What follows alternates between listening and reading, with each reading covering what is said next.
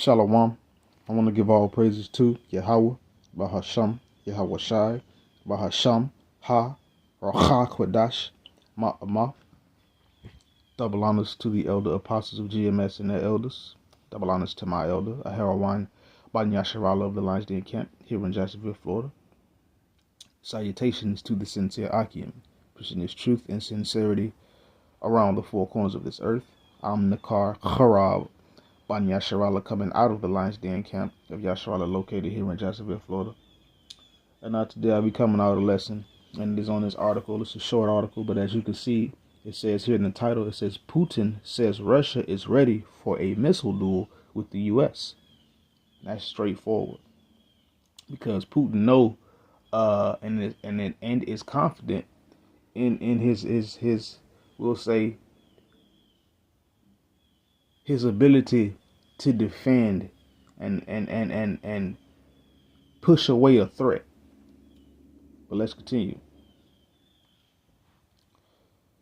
It says Russian President Vladimir Putin on Thursday suggested a missile duel with the United States that would show how Russia's new Oshnik hypersonic ballistic missile could defeat any U.S. missile system, defense system, missile defense system.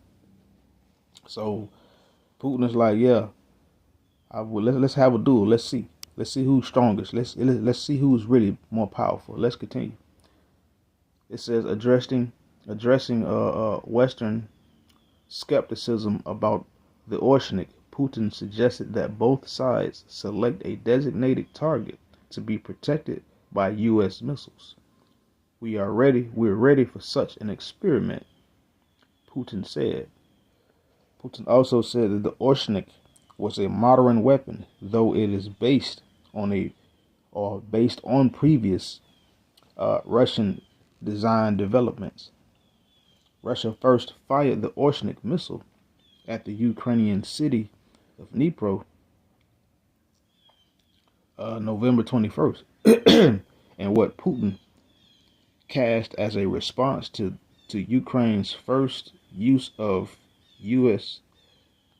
ATAC or ATACMS or Army Tactical Missile Systems, ballistic missiles, and British Storm Shadow to strike Russian territory with Western permission. So it's a short article, and as you can see, even though Russia is strong enough to stand against this place, nonetheless, but they're still Edomites. But nonetheless, this is a complete blow against Babylon America. As it wears what it is. What's that word? The ego or the confidence.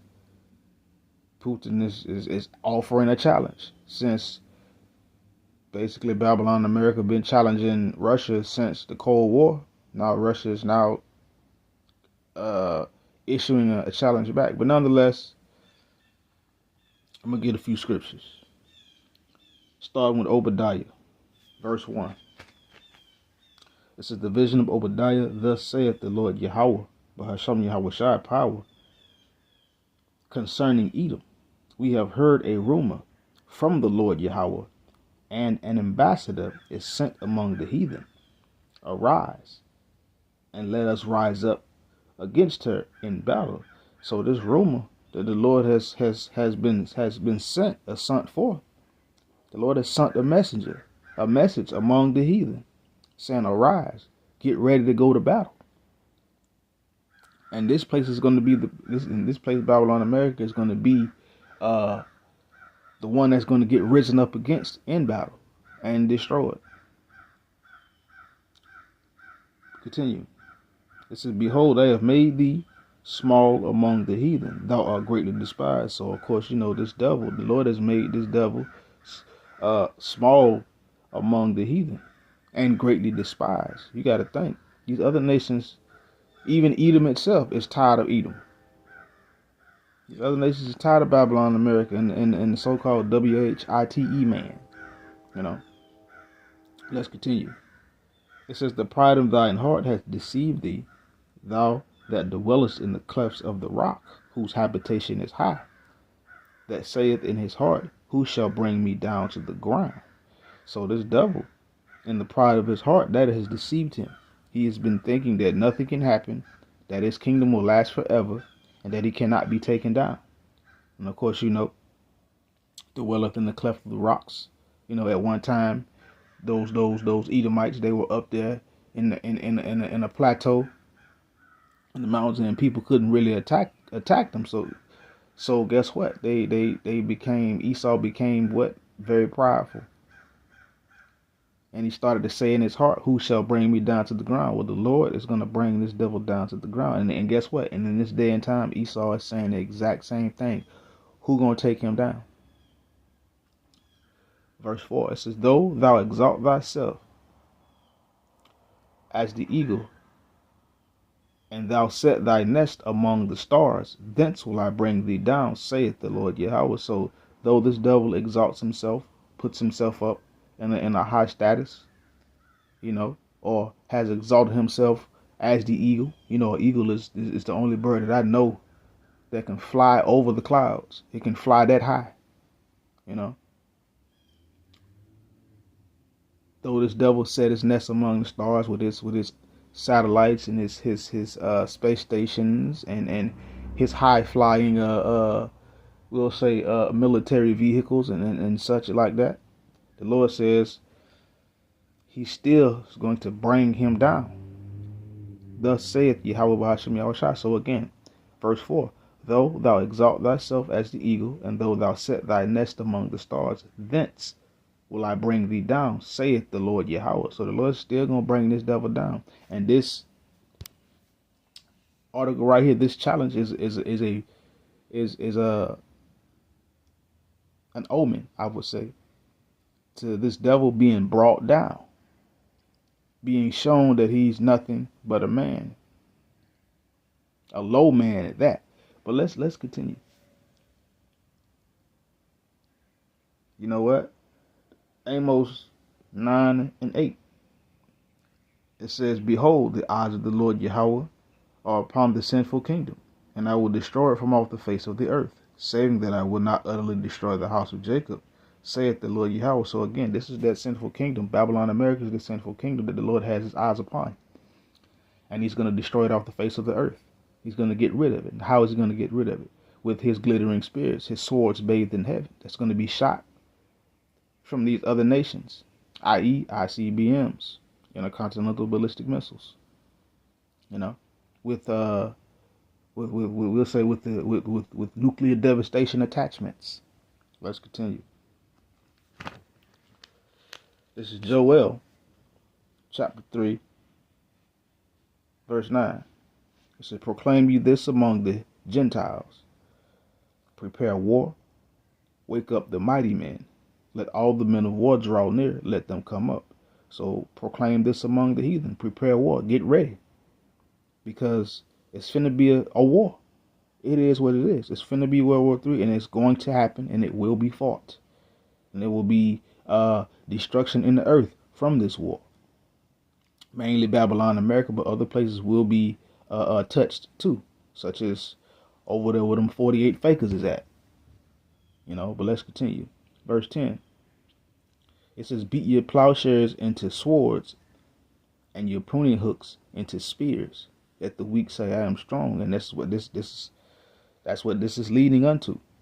These other nations are beating their plowshares into swords, meaning and their pruning hooks into spears, i.e. meaning they're getting ready to fight a war. They're getting ready. That's why you have a lot of these nations have been doing nuclear enrichment, plutonium enrichment, upgrading their systems for launching, we'll say, these glittering spears from one end to another, these arrows that they're getting ready to shoot. And it says, what? And let the weak say, I am strong, meaning these other nations that were once thought of as weak by Babylon America are now saying they are strong, because the Lord is now equipping them and arming them to be able to come against this place, because the Lord has a sacrifice in Basra, and he's going to destroy it. And Babylon, America is that modern day Basra. This place is an altar. It will be a sacrifice here. Continuing.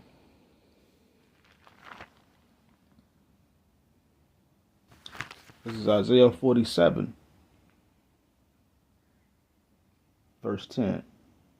For thou hast trusted in thy wickedness. Thou hast said, none seeth me. Thy wisdom and thy knowledge, it hath perverted thee.